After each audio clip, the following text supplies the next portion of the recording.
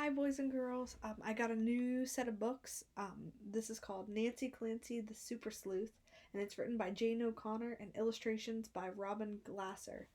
Um, and this book is actually, I'll give you a little bit on the back that it's about. It's a series, so I've got a few of the books that I can read over the next few weeks.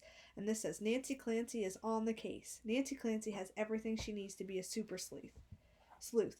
That's a fancy word for detective. She has a glamorous magnifying glass, complete with rhinestones, a totally professional pink trench coat, and a sleuthing partner with awesome code breaking skills. Her best friend Bree. When crime strikes right in the middle of her classroom, will Nancy have what it takes to crack the case?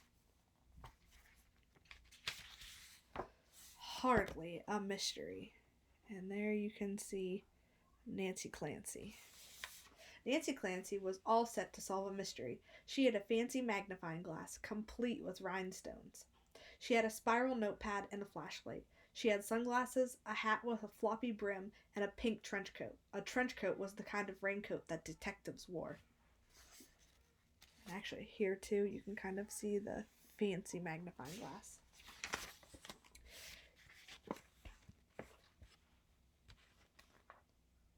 She had superb detective skills. She was naturally nosy, and she was good at snooping. Investigating was the professional word for snooping.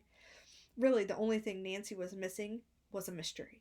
If only more criminals lived around here, she said to her father. He was at the kitchen table reading the Sunday sports page. What? He said without looking up.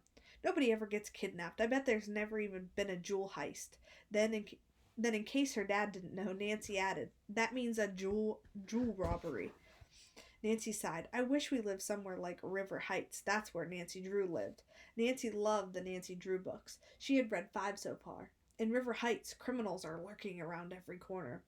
Sounds fun, her dad murmured. Suddenly, Nancy's mother came into the kitchen. Nancy's little sister trailed behind her, and she had on blue flippers that made a slapping sound as she walked. Have either of you seen JoJo's snorkel mask? Nancy's mom asked. Nancy's little sister hardly ever took off her snorkel mask or flippers. JoJo and her friend Freddie liked to pretend they were deep sea divers searching for a buried treasure. And there's her little sister there, JoJo.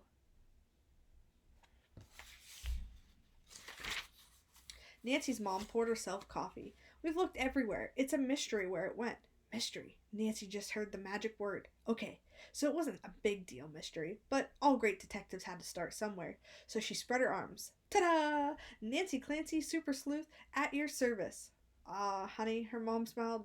You'll look for it? Sure, my rates are very reasonable. Nancy paused. Only kidding. Your family, so my services are free. Nancy went and slipped on her pink trench coat. It was important to dress like a professional. Jojo, I just need to ask you a few questions, she said, pulling up the notepad from her pocket. Trust me, we'll get to the bottom of this. At that moment, Bree appeared at the back door, and she was wearing a trench coat too. Hers was purple. Jojo left this at our house. Bree was holding the snorkel mask. Thanks, Nancy's mom said. Then she turned to Nancy. Sorry, sweetie. Nancy scowled. Her first case was closed before it even got opened. I have to pick up a book for my mother. It's at the twins' house, Bree told Nancy. Come with me. And there's her best friend right up there in the corner.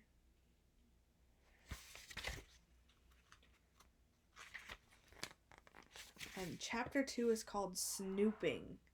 I wonder what those girls will be up to in the next chapter.